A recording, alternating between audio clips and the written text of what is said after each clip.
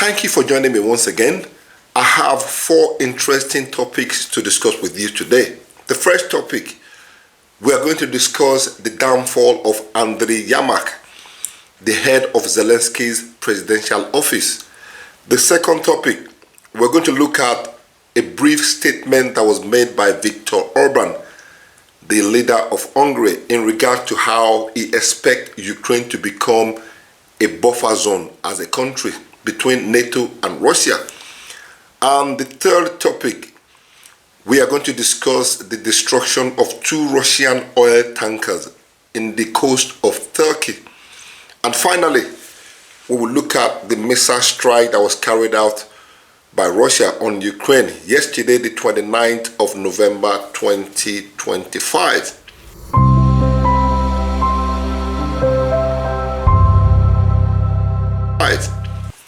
The head of Zelensky's presidential office, Andriy Yermak, resigned on the 28th of November 2025 after his home was raided by the anti-corruption agencies. This man is being accused and under investigations for embezzling hundreds of millions of US dollars in military aid that was given to Ukraine. The man once ran away from the country successfully when the investigation first started around the beginning of November 2025. He fled to Turkey. When Zelensky visited Turkey a few weeks ago, he talked Andriy Yermak to return back to his position, to return back home. He made him believe nothing is going to happen to him. I actually made a video about this when I said one of the people that welcomed Zelensky in Turkey was Andriy Yermak, and they were shaking hands, embracing each other, smiling like nothing ever happened. Zelensky promised Yermak nothing will happen to him if he returned back to the country. I've got you. Don't worry.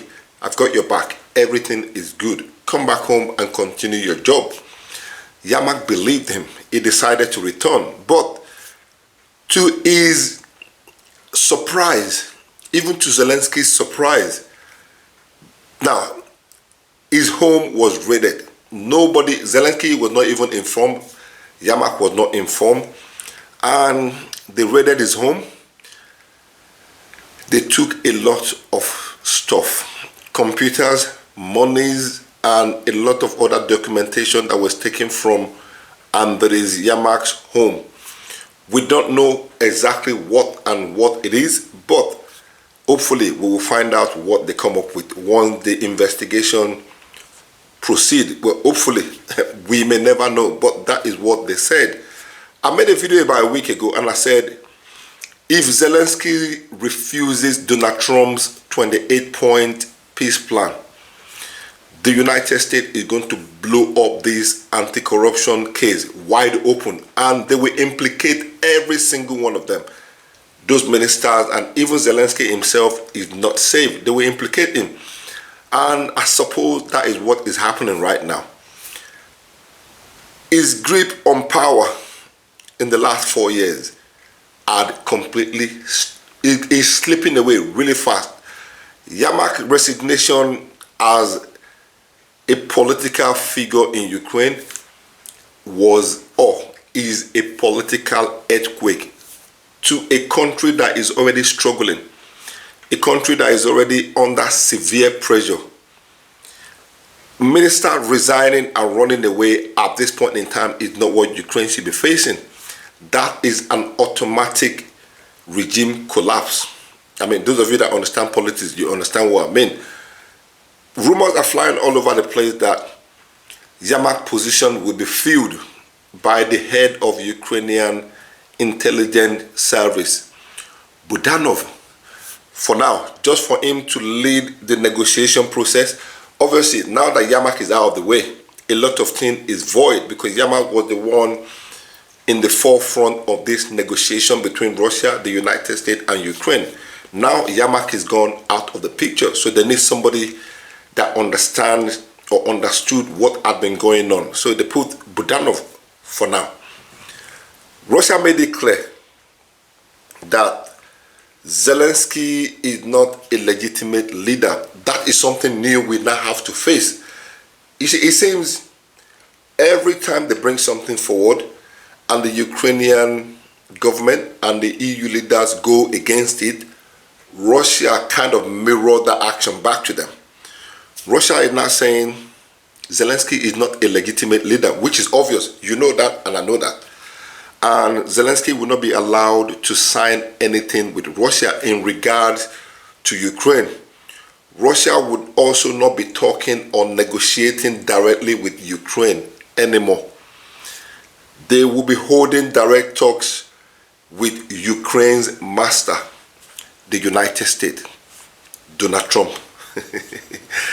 That is why the Ukrainian delegate flew to United States yesterday, the 29th of November, to go and meet the United States Special Envoy, Witkoff, to discuss this 28-point peace plan and to sort of come up with something, because they need to come up with something. Time is running out really fast. And the delegate included the National Security and the Defense Council Secretary, Umerov, and the Deputy Foreign Minister, Kislyar. I'll put in the subtitle. No update or outcome had been given to us in regard to the meeting they had yesterday, and we're just still waiting to see what the outcome of that meeting between the United States envoy and the Ukrainian delegate that traveled to the United States. As at the time I was making a video today, there is no update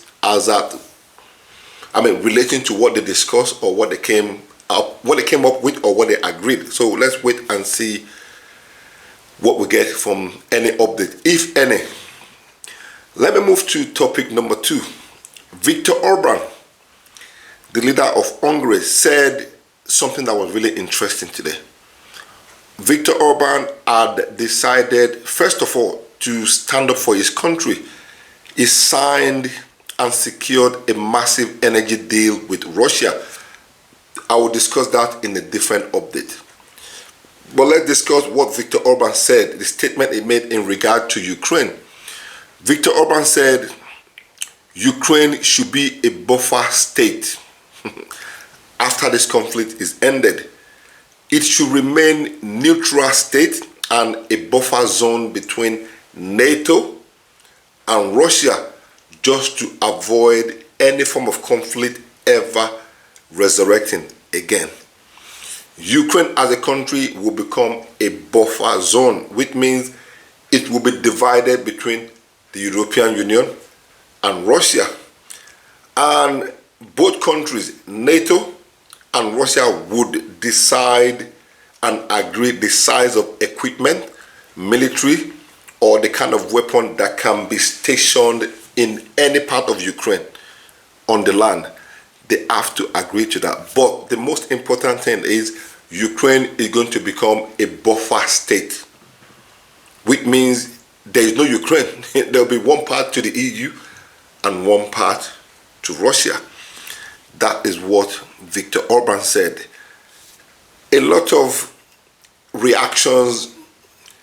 No, let me put it the other way around. That statement met with a lot of reaction. Some positively, some obviously from the Ukrainian side very negatively. I will discuss that in my next update. Let me move to the third topic. Russia tankers in the coast of Turkey. 2 of them caught fire on the coast of Turkey due to an external attack.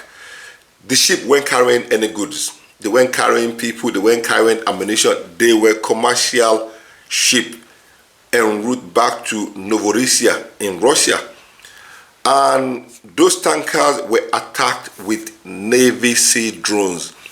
Rescue team went to the location, rescued the crew. All the crew apparently were all alive. Nothing happened to them. And there are videos already online showing the Navy Sea drones striking those ships. About 10 of them, according to the investigators that went to the location, 10 Ukrainian Navy Sea drones were used to destroy those two commercial ships. They were on their way to Russia. They were not carrying anything. This is not a military vessel, by the way. It is pure commercial vessel heading back to a location. This is the first time a commercial ship had been attacked in the Black Sea since this war started. So it looked like Ukraine had managed to establish a strong link or connection in Turkey. Who could be the masterminder behind these attacks? Because the coast of Turkey is far, far away from Ukraine. There's no way those drones would have got that far. So those drones was either operated from Turkey or from within that area. 10 of them destroyed those two tankers. And that is going to be a problem because now commercial ship would not be safe in the Black Sea. I don't have to open my mouth to tell you why. You obviously know why it is, because everybody is going to start to attack each other's commercial ship, right? Finger crossed it doesn't get to that. But after that attack on those two oil tankers, Russia decided to carry out a massive drone and missile strike on Ukraine. There were a lot of explosions recorded across the country. The main attack took place in the capital city of Ukraine, Kyiv. Heavy bombardment. This was between the night of the 28th and the early hours of yesterday, the 29th of November 2025. A total of 632 assault weapons were used in that attack.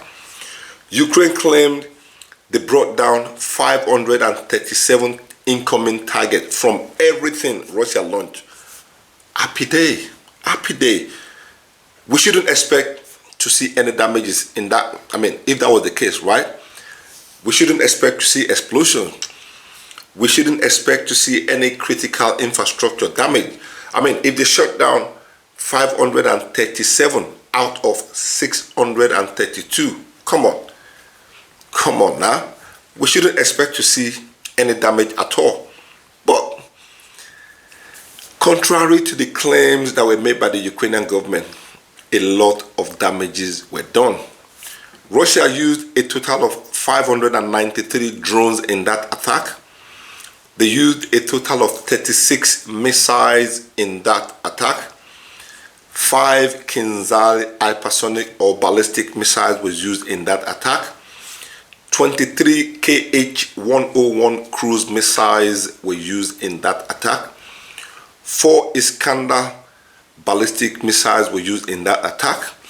4 Kh-59 and 69 guided missiles were used in those attacks.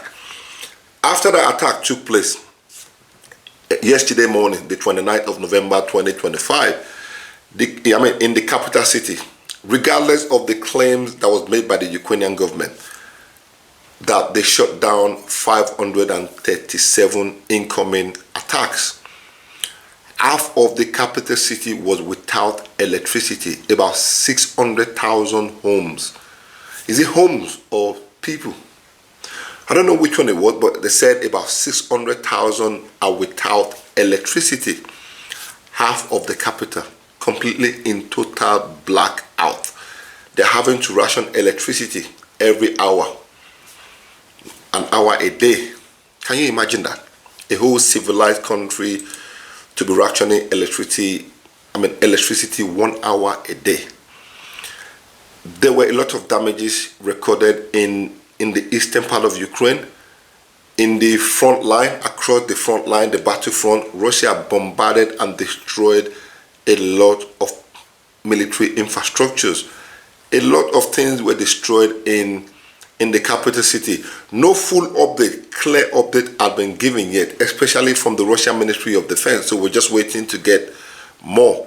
Everything I've given you right now is based on the picture and the videos, evidence that are provided by the Ukrainian citizens online and the ones published on Telegram channel. This was a message from Russia, clear message, simple, straightforward message that if Ukraine don't accept to end this war diplomatically, or if they don't accept Russia's term, more punishment will follow.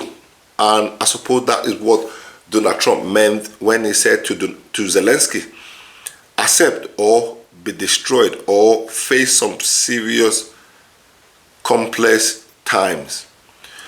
That is it, guys. That is it for today. But let's go back to this 28-point peace plan, because I want to talk a little more about it. I've heard people saying it is a bad deal. Ukraine should not accept it. Why do I, or why do you expect Ukraine to accept a bad deal?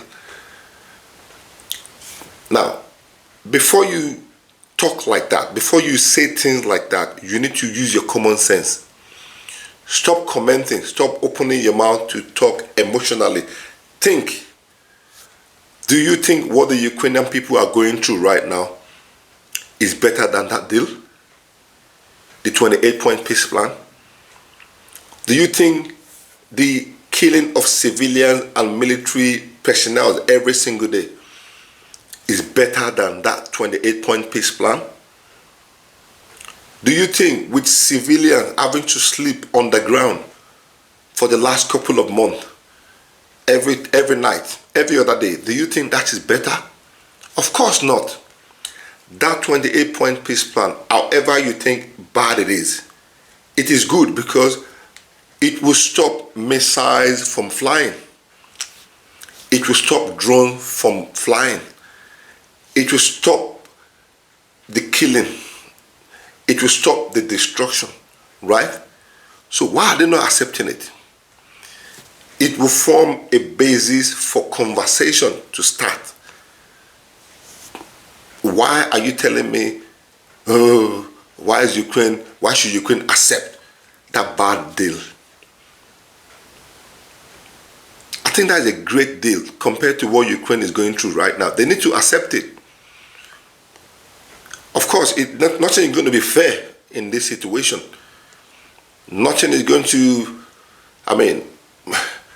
everything Ukraine is saying they won't give up. Russia is taking it regardless. Let's be honest. Militarily, forcefully, Russia is taking it regardless of all the stubbornness. Zelensky would have saved more today, but instead he lost a lot more because of his stubbornness. You sat there saying that deal is bad. Ukraine should not accept it. Why don't you move your behind and go sign up and fight on the front line instead of you sitting there and advocating, oh, they should not accept it. It's a bad deal. Think. What you see happening to the Ukrainian people right now, is that good? Do you think that is good? I don't think so. Oh God, I would never pray that to happen to anybody. But it's the reality. I talk about it. I'm not the one that makes it happen. People sometimes just, it is what it is. But for me, I think they should accept any deal that will stop missiles and drones from flying. Any deal that will stop the killing. Any deal that will stop the destruction of life and property, they should accept it. But will the European leaders allow that to happen? Let me know what you think in the comment section.